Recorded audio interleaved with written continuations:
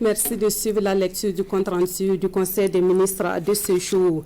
Le Conseil des ministres s'est tenu à Ouagadougou le mercredi 3 février 2021 en séance ordinaire de 9h00 à 12h35 sous la présidence de son Excellence M. Roch-Marc Christian Kaboré, président du FASO, président du Conseil des ministres. Il a délibéré sur les dossiers inscrits à son ordre du jour, entendu des communications orales, procédé à une nomination et autorisé des missions à l'étranger. Délibération au titre du ministère de l'Économie, des Finances et du Développement. Le Conseil a adopté 6 rapports. Le premier rapport est relatif à un décret portant création, attribution, organisation et fonctionnement du Millennium Challenge et compte Burkina Faso 2. Ce décret permet à notre pays de disposer d'un organe chargé de la mise en œuvre de ce second compact. Le Millennium Challenge et compte Burkina Faso 2 est le second compact à financer à hauteur d'un montant global de 500 110 795 $ US, soit environ 75 milliards 60 937 250 francs CFA. Ce financement se décline comme suit: 450 millions de dollars US au titre de la subvention du MCC et 500 110 795 $ US au titre de la contribution du gouvernement burkinabé d'une durée de 5 ans. Le second compact est destiné au renforcement du domaine de l'électricité, notamment par l'accroissement de l'offre d'électricité moins coûteuse et par l'amélioration de la qualité du réseau électrique. Ce financement américain traduit l'excellence de nos relations avec les États-Unis d'Amérique et la qualité de l'exécution du premier compact. Le deuxième rapport est relatif à 2 décrets portant respectivement érection de l'École nationale de police et érection de l'Académie de police en établissement public de l'État à caractère administratif à EPA. L'adoption de ces décrets permettra à l'École nationale de police et à l'Académie de police de disposer de textes réglementaires en vue d'accomplir efficacement leurs missions.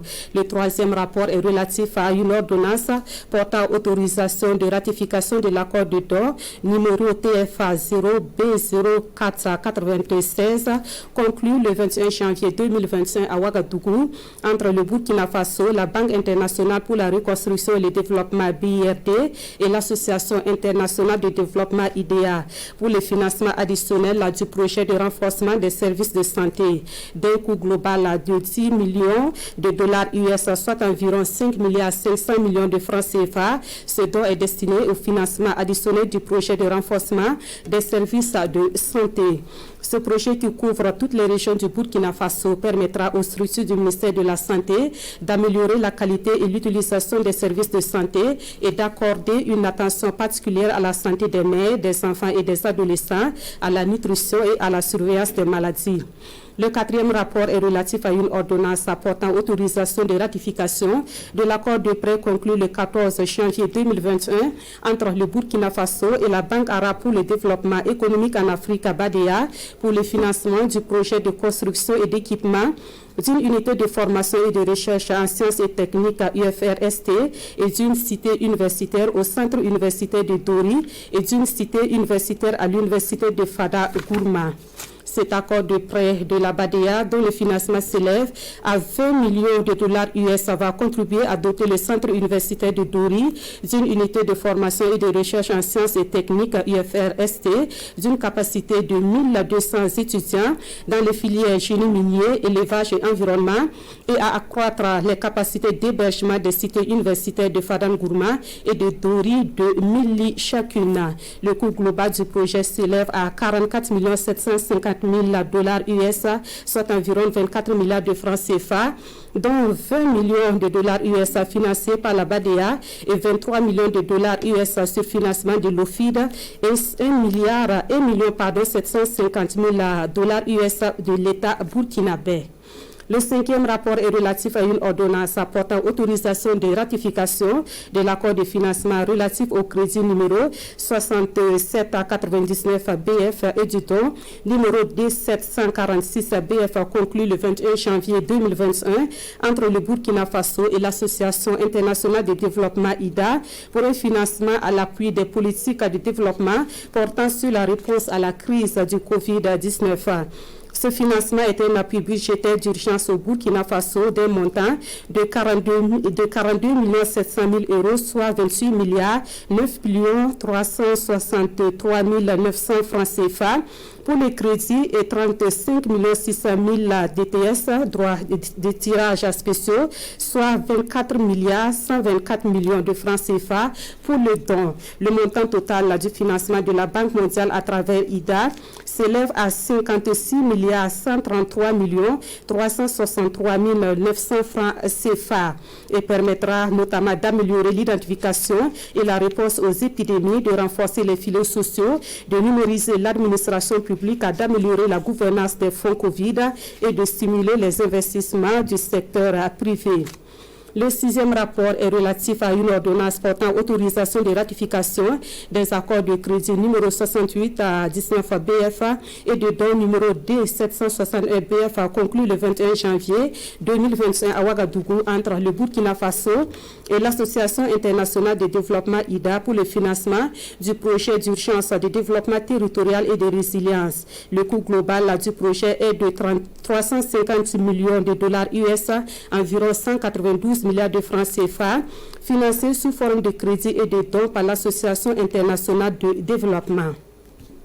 La mise en œuvre de ce projet vise à améliorer l'accès inclusif des communautés, y compris les personnes déplacées internes des zones retenues pour les infrastructures et les services sociaux essentiels. Les bénéficiaires du projet sont les populations de la région de la Boukou-Dimoun avec 10 communes et de la région de l'Est avec 5 communes, soit au total 15 communes rurales et urbaines.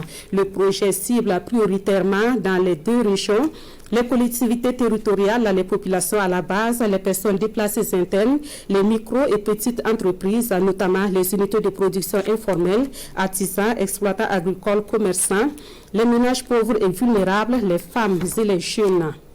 Au titre du ministère de l'Agriculture, des aménagements hydro-agricoles et de la mécanisation, le Conseil a adopté un rapport relatif aux résultats définitifs de la campagne agro-pastorale 2020-2021 et de la situation alimentaire et nutritionnelle. Le bilan céréalier définitif fait ressortir un excédent brut global estimé à 109 321 tonnes, résultat d'un excédent brut de 668 792 tonnes pour les céréales traditionnelles, 1000 sorgho, maïs, fonio et de déficit brut respectif de 322 141 tonnes et de 237 330 tonnes pour le riz et le blé. En prenant en compte le solde import-export, le bilan céréalier définitif fait ressortir un excédent net de 792 301 tonnes, dégageant un disponible apparent par habitant de 243 kg. La production définitive des cultures céréalières est estimée à 5 179 104 tonnes. Cette production est une hausse de 4,85% par rapport à la dernière campagne agricole et de 12,88% par rapport à la moyenne des 5 dernières années.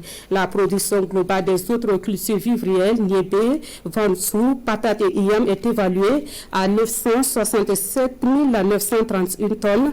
Comparée à la campagne passée et à la moyenne des 5 dernières années, elle est respectivement en hausse de 9,62% et de 25,20%.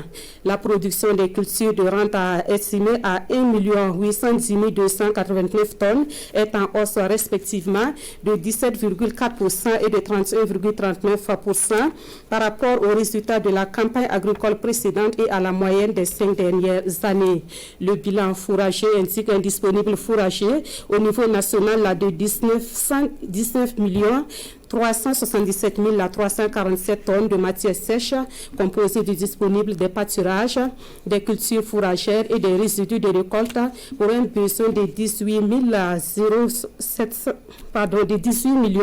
75 756 tonnes de matière sèche.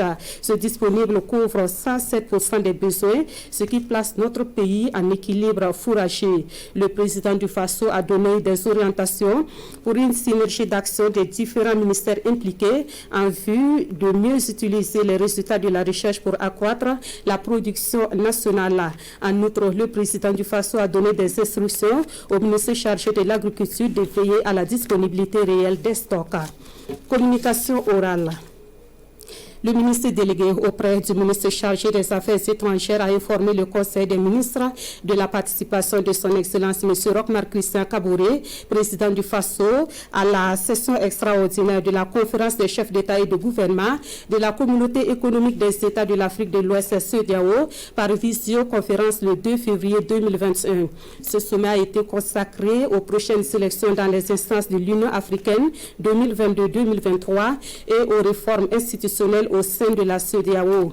Le ministre de la Santé a fait au Conseil le point hebdomadaire de l'évolution de la situation sanitaire liée au Covid-19. Le Conseil des ministres a invité le ministre de la Santé à poursuivre ses efforts de suivi sur le terrain afin de déceler les insuffisances et d'y apporter les corrections nécessaires. Par ailleurs, le Conseil rappelle aux populations la nécessité d'intensifier le respect des gestes barrières et les encourage à plus d'engagement à cet effet. Le ministre chargé des relations avec le Parlement a informé le Conseil que son Excellence M. Christophe Joseph-Marie Daviré, Premier ministre, présentera sa déclaration de politique générale le jeudi 4 février 2021 devant l'Assemblée nationale. Cet exercice est consacré par l'article 63 de notre Constitution. Le ministre chargé des relations avec le Parlement a également informé le Conseil des ministres de l'application effective du règlement de la 8e législature par la mise en place de 6 groupes parlementaires, dont 4 de la majorité et 2 de l'opposition. Nomination dans les conseils d'administration. Le conseil a procédé à la nomination d'un administrateur au conseil d'administration de la Société de gestion du patrimoine ferroviaire du Burkina au titre du ministère des Transports, de la mobilité urbaine et de la sécurité routière. Cette nomination sera publiée dans le journal officiel du FASO. Ministère des Transports, de la Mobilité urbaine et de la Sécurité routière, le Conseil a adopté un décret portant renouvellement du mandat de M. Sibiri Herman Kéré, matricule 246-015, administrateur représentant le personnel de la Société de gestion du patrimoine ferroviaire du Burkina au Conseil d'administration de la dite société pour une dernière période de 3 ans. Et c'est signé le ministre de la Communication et des Relations avec le Parlement, porte-parole du gouvernement, Ouseni Tamboura. Merci d'avoir suivi ce compte rendu du Conseil des ministres et merci de votre fidélité à la RTV. Tout à l'heure, retrouvez nos équipes des langues nationales pour le compte rendu du Conseil des ministres. À bientôt.